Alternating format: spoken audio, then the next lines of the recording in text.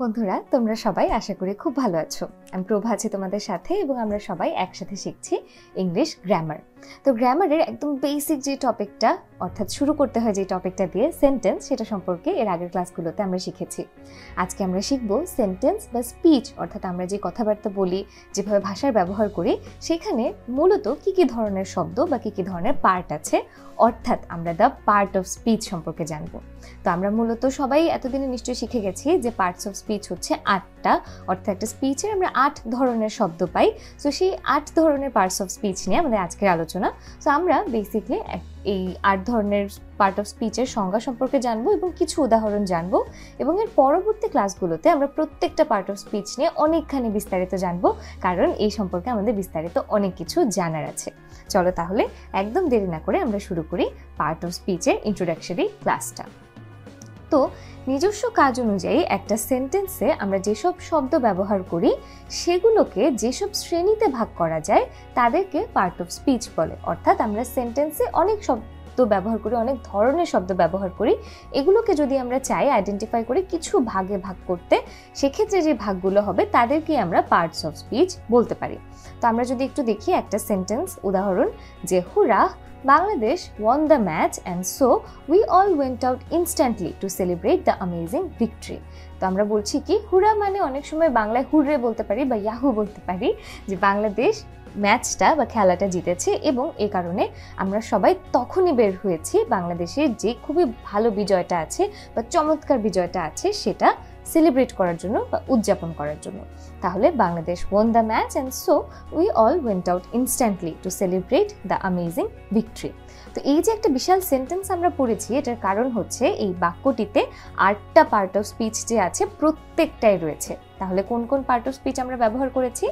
বাংলাদেশ ব্যবহার করেছি, যেটা একটা নাউন। উই ব্যবহার করেছি, উই হচ্ছে প্রোনাউন। won শব্দটা হচ্ছে ভার্ব। তারপর অ্যামেজিং আমরা ব্যবহার করেছি, এটা হচ্ছে অ্যাডজেক্টিভ। ইনস্ট্যান্টলি হচ্ছে অ্যাডভার্ব। টু হচ্ছে প্রিপোজিশন। অ্যান্ড হচ্ছে কনজাংশন, এবং সবার শেষে হুরা হচ্ছে ইন্টারজেকশন। তাহলে এই একটা সেন্টেন্সে 8 ধরনের যে পার্ট অফ স্পিচ প্রত্যেকটা ব্যবহার আছে। সবসময় যে থাকবে তা না, কিন্তু এই সেন্টেন্সটাতে 8 ধরনের পার্ট অফ স্পিচের প্রত্যেকটা ব্যবহার আছে। সুতরাং এই সেন্টেন্সটা মনে রাখলে তোমরাও কিন্তু পার্ট অফ স্পিচ যদি মিলাতে না পারো, এই সেন্টেন্সটা মনে রেখে একবার চেষ্টা করতে পারো। তো আমরা চলো এখন প্রত্যেকটা পার্ট অফ স্পিচ নিয়ে একটু একটু করে জেনে নিই। তাহলে পার্ট অফ স্পিচ আমরা কি বলছি? মূলত 8 প্রকারের। প্রথমত নাউন বা বিশেষ্য, দ্বিতীয়ত প্রোনাউন বা সর্বনাম, তৃতীয়ত ভার্ব বা ক্রিয়া, চতুর্থত আছে অ্যাডজেক্টিভ বা বিশেষণ, তারপর আছে অ্যাডভার্ব বা ভাব বিশেষণ। এগুলো সম্পর্কে আমরা বিস্তারিত জানবো, যে অ্যাডভার্ব কোনটা, অ্যাডজেক্টিভ কোনটা। প্রিপোজিশন মানে হচ্ছে যেটা নাউনের আগে বসে তার অবস্থান নির্ণয় করে। আর কনজাংশন হচ্ছে সমুচ্চয়ী অব্যয়, এবং ইন্টারজেকশন হচ্ছে আবেগসূচক অব্যয়। তাহলে এই 8 ধরনের পার্ট অফ স্পিচ মূলত রয়েছে, এবং এটার প্রত্যেকটা নিয়ে আমরা কিন্তু আলাদা আলাদাভাবে অনেক ক্লাস করব, প্রত্যেকটা নিয়ে একাধিক ক্লাস করব যাতে ভালো করে শিখতে পারি। এই ক্লাসটাতে আবারও বলছি, এগুলো শুধু ইন্ট্রোডাকশনটুকু আমরা শিখব। তো প্রথমেই আছে কি, নাউন। নাউন হচ্ছে যেই ওয়ার্ড দ্বারা কোনো কিছুর নাম বোঝানো হয় তাকেই আমরা নাউন বলতে পারি। যেমন রহিম ইজ আ গুড বয়, এখানে রহিম হচ্ছে একটা মানুষের নাম, তাই রহিম একটা নাউন। তারপর আছে Dhaka is the capital of Bangladesh, Dhaka একটা স্থানের নাম, তাই ঢাকাও হচ্ছে একটা নাউন, এবং বাংলাদেশ একটা স্থানের নাম, বাংলাদেশও একটা নাউন। তারপর honesty is the best policy, honesty একটা গুণের নাম, তাই অনেস্টিও একটা নাউন। এবং iron is a common metal, তাহলে আয়রন হচ্ছে একটা জড় পদার্থের নাম, তাই আয়রনও হচ্ছে একটা নাউন। তাহলে দেখো আমরা মানুষের নাম, স্থানের নাম, গুণের নাম, জড় পদার্থের নাম জানছি, এটা কি প্রত্যেকটাই নাউন। এবং he enlisted in the army, army হচ্ছে একটা সমষ্টির নাম, অর্থাৎ যে সমষ্টিটা দেশ প্রতিরক্ষার কাজে নিয়োজিত তারাই হচ্ছেন আর্মি। তাহলে আর্মি কি একটা সমষ্টির নাম। তাহলে দেখো রহিম, ঢাকা, অনেস্টি, আয়রন এবং আর্মি প্রত্যেকটাই কিছু না কিছুর নাম, তাই এই প্রত্যেকটাই হচ্ছে নাউন। এবং কোনো কিছুর নাম যেই ওয়ার্ড দ্বারা বোঝানো হবে সেটাই কি হবে? নাউন হবে। তাহলে এখন আমরা পরবর্তী যে পার্ট অফ স্পিচ আছে প্রোনাউন, সেই সম্পর্কে একটু দেখি। যে সকল শব্দ নাউনের পরিবর্তে ব্যবহার করা হয় তাদেরকে আমরা প্রোনাউন বলি। যেমন I, he, she, we, they, etcetera. তাহলে এই সবগুলো কি প্রোনাউন। তাহলে এখানে যদি আমরা দেখি, Rahim and I are good friends, we go to school together, তাহলে আমরা বলছি যে রহিম এবং আমি ভালো বন্ধু এবং আমরা একসাথে স্কুলে যাই।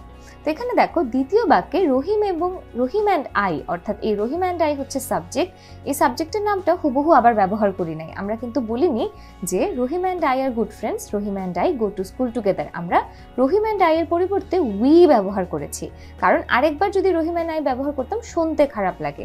এই কারণে আমরা রহিম অ্যান্ড আই এর জায়গায় কি দিয়েছি, উই ব্যবহার করেছি, এবং এই উইটাই হচ্ছে আসলে প্রোনাউন। এখন আমরা দেখব ভার্ব কাকে বলে। তো যেই শব্দ দ্বারা কোনো কাজ বোঝানো হয় তাকেই ভার্ব বলা হয়। যেমন আই প্লে ফুটবল, তাহলে আমি ফুটবল খেলি। তাহলে দেখো এখানে উই গো টু স্কুল, আমরা স্কুলে যাই। তৃতীয় সেন্টেন্সটা হচ্ছে he is going to the fair, সে মেলায় যাচ্ছে। তাহলে এই তিনটা সেন্টেন্সে দেখো প্লে, গো এবং গোয়িং টু, এই তিনটা শব্দ দিয়ে কিন্তু আমরা তিন ধরনের কাজ করা বোঝাচ্ছি, অর্থাৎ যেই শব্দ দ্বারা কোনো অ্যাকশন বা কাজ করা বোঝানো হবে সেটাই হচ্ছে ভার্ব। তাহলে আই প্লে ফুটবল, এখানে প্লে হচ্ছে verb. We go to school, এখানে গো হচ্ছে verb. He is going to the fair, এখানে গোয়িং হচ্ছে ভার্ব। তাহলে আমি আশা করি আমরা ভার্ব কোনগুলো সেটা বুঝতে পারছি।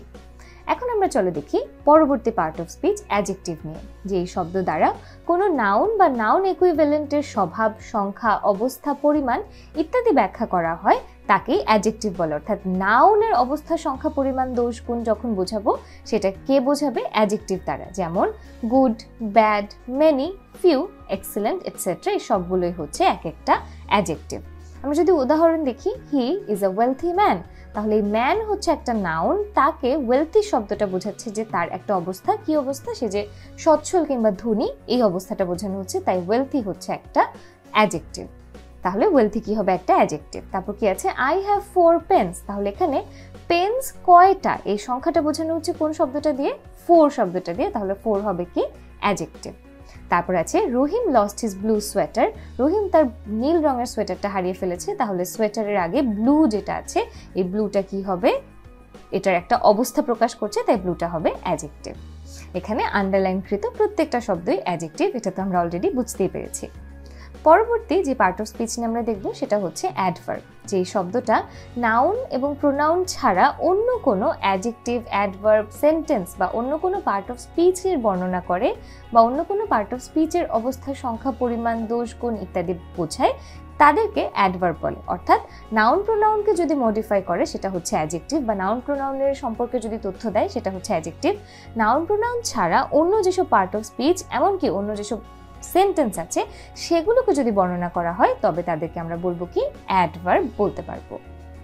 যেমন হি ওয়াকস ফাস্ট, তাহলে সে হাঁটে, সে কিভাবে হাঁটে, সে তাড়াতাড়ি হাঁটে। তাহলে দেখো এই যে ওয়াকস অর্থাৎ ভার্ব, এইটাকে মডিফাই করছে না ফাস্ট শব্দটা, তাহলে হি ওয়াকস ফাস্ট, এই ফাস্ট হচ্ছে আমার অ্যাডভার্ব। দ্বিতীয় উদাহরণটা কি, আই এম এক্সট্রিমলি স্যাড, আমি অত্যন্ত দুঃখিত। তাহলে স্যাডের আগে আমরা কি বসিয়েছি, এক্সট্রিমলি, তাহলে এক্সট্রিমলিটা হচ্ছে কি, অ্যাডভার্ব। তাহলে আই এম এক্সট্রিমলি স্যাড এর মধ্যে স্যাড হচ্ছে অলরেডি আই এম স্যাড, আমার একটা অবস্থা বোঝাচ্ছে, এবং এই স্যাডকে কি করছি, এক্সট্রিমলি দিয়ে আমরা মডিফাই করছি। তাহলে এক্সট্রিমলিটা হচ্ছে এখানে অ্যাডভার্ব। তাহলে এখানে ফার্স্ট একটা নাউনকে বর্ণনা করেছে এবং এক্সট্রিমলি একটা অ্যাডজেক্টিভ স্যাডকে বর্ণনা করেছে, তাই তারা এখানে অ্যাডভার্ব হবে। আমরা যদি পরবর্তী অংশে চলে আসি, প্রিপোজিশন কোনগুলো, যে শব্দগুলো কোনো নাউন বা প্রোনাউনের পূর্বে বসে সেই নাউন বা প্রোনাউনের সাথে সেন্টেন্সের অন্তর্গত অন্য কোনো শব্দের সংযোগ স্থাপন করে তাদেরকে প্রিপোজিশন বলে। তাহলে নাউন বা প্রোনাউনের আগে বসবে এবং নাউন বা প্রোনাউনের সাথে সম্পর্ক স্থাপন করবে। তাহলে আমরা দেখি the book is on the table, তাহলে দ্য বুক হচ্ছে আমার নাউন এবং টেবিল হচ্ছে আরেকটা নাউন। তাহলে বইয়ের সাথে টেবিলের সম্পর্ক স্থাপন করছে কে, এই অন শব্দটা, অর্থাৎ বইটা যে টেবিলের উপরে আছে এটা আমরা অন দিয়ে বুঝি, এবং এটা কি, এটা হচ্ছে আমাদের একটা প্রিপোজিশন। তাহলে এই যে দেখো কি করেছে, নাউনের পূর্বে বসেছে, দ্য টেবিল নাউনটার পূর্বে বসেছে এবং বোঝাচ্ছে যে দ্য বুক, বইটা টেবিলের উপরে আছে, তাহলে এই অবস্থানটা নিশ্চিত করছে। তাহলে the book is on the table. তাহলে আমরা যদি আরেকটা উদাহরণ দেখি, বা আমরা যদি এখানে দেখি যে অন শব্দটা বুক এবং টেবিলের মাঝে সংযোগ স্থাপন করছে, এবং অন ছাড়া কিন্তু সেন্টেন্সটা কোনো অর্থই থাকে না, the book is the table হয় না কিন্তু। তার মানে এই অনটা এখানে খুবই প্রয়োজনীয় এবং প্রিপোজিশন ওভারঅল অনেক ইম্পর্টেন্ট একটা পার্ট অফ স্পিচ। তারপর আমরা চলে আসি কনজাংশনে, যে শব্দ দুই বা ততোধিক সেন্টেন্স, ওয়ার্ড, ফ্রেজ বা ক্লজের মধ্যে সংযোগ স্থাপন করে তাদেরকে আমরা কনজাংশন বলতে পারি। তাহলে কনজাংশনের মধ্যে আমরা যদি একটু উদাহরণ দেখি এটা আরো ক্লিয়ার হবে। Rahim and Karim are going to school. তাহলে দেখো করিম এবং রহিমকে আমরা কি দিয়ে যুক্ত করেছি? অ্যান্ড দিয়ে। তাহলে এই অ্যান্ডটাই হচ্ছে কি? কনজাংশন। আরেকটা উদাহরণ যদি দেখি আমরা, he is poor but honest, সে দরিদ্র কিন্তু সৎ। তাহলে দেখো এখানে পোর এবং অনেস্ট এই দুটো কাছাকাছি, আমাদের কাছাকাছি এজ এন একই পার্ট অফ স্পিচ আছে। এই দুটোকে আমরা কি দিয়ে যুক্ত করেছি? বাট দিয়ে। এবং এটার মধ্যে কিরকম সংযোগ স্থাপন করেছি? কিন্তু বলে বিপরীত সম্পর্ক স্থাপন করেছে, যে সে দরিদ্র কিন্তু সে সৎ। তার মানে এখানে আমরা এটা সংযোগ স্থাপন করেছি এবং এই কারণে বাটটা কি হবে? বাট হবে একটা কনজাংশন। তাহলে Rahim and Karim are going to school, he is poor but honest. তাহলে এখানে অ্যান্ড এবং বাট বাক্যগুলোর মধ্যে সংযোগ স্থাপন করছে, তাই এরা কি? কনজাংশন। এখন আমরা আমাদের শেষ পার্ট অফ স্পিচে চলে এসেছি, সেটা কি? ইন্টারজেকশন। যেই শব্দ মনের আকস্মিক ভাবাবেগ প্রকাশ করতে পারে তাদেরকে ইন্টারজেকশন বলে। অর্থাৎ ইন্টারজেকশন দ্বারা শব্দটা হঠাৎ করে আমার একটা তীব্র আবেগ হচ্ছে বা হঠাৎ করে আমার একটা তীব্র অনুভূতি হচ্ছে, সেটা প্রকাশ করে, তাহলে এটা কি? ইন্টারজেকশন বলে। Alas Zinat's father passed away. তাহলে এখানে আমরা বলছি যে খুবই দুঃখের একটা ব্যাপার যে জিনাতের বাবা মারা গেছেন। তাহলে এখানে অ্যালাসটা আমাদের যে দুঃখের অবস্থাটা, দুঃখের অনুভূতিটা, সেটা প্রকাশ করছে, তাই অ্যালাসটা হবে কি? একটা ইন্টারজেকশন। তারপর কি আছে? Hurray we have won the game. তাহলে দেখো হুরে, আমরা গেমটা জিতেছি। তাহলে এই হুরেটা দিয়ে আমরা আমাদের তীব্র আনন্দটা প্রকাশ করছি যে আমরা গেমটা জিতে গেছি, এই কারণে হুরেটা হচ্ছে এখানে আমাদের ইন্টারজেকশন। তাহলে আমরা আশা করি ইন্টারজেকশন পর্যন্ত বুঝতে পেরেছি।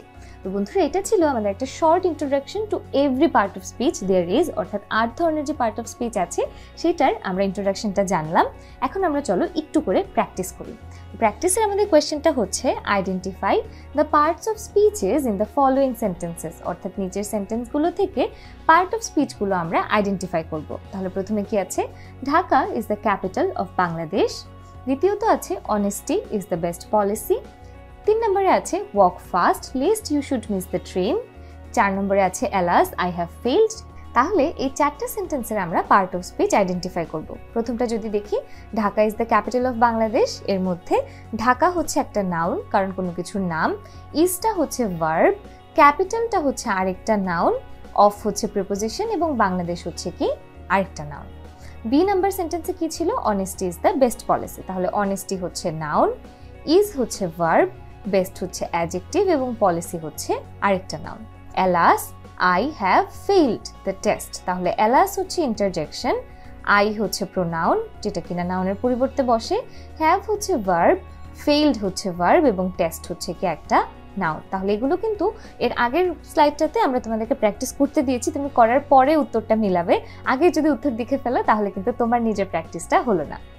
আনসারটাতে আমরা দেখি walk fast lest you should miss the train. তাহলে ওয়াক হচ্ছে ভার্ব, ফাস্ট হচ্ছে অ্যাডভার্ব, লিস্ট হচ্ছে একটা কনজাংশন, ইউ হচ্ছে একটা প্রোনাউন, শুড হচ্ছে একটা ভার্ব, মিসও একটা ভার্ব এবং ট্রেন হচ্ছে একটা নাউন। তাহলে আমরা কিন্তু প্র্যাকটিস কোয়েশ্চেনগুলোর আনসারগুলো একটু মিলিয়ে নিলাম। তো বন্ধুরা, আমরা আশা করি যে 4টা আমাদের প্র্যাকটিস কোয়েশ্চেন আছে, এগুলো তোমরা বুঝতে পেরেছো এবং ওভারঅল পার্ট অফ স্পিচ এবং এগুলোর ব্যবহার সম্পর্কে তোমরা ধারণা পেয়েছো। এগুলো সম্পর্কে বিস্তারিত আমরা পরবর্তী ক্লাসগুলোতে জানবো। তোমাদের সবাইকে অনেক ধন্যবাদ এতক্ষণ ক্লাসটাতে থাকার জন্য। Thank you.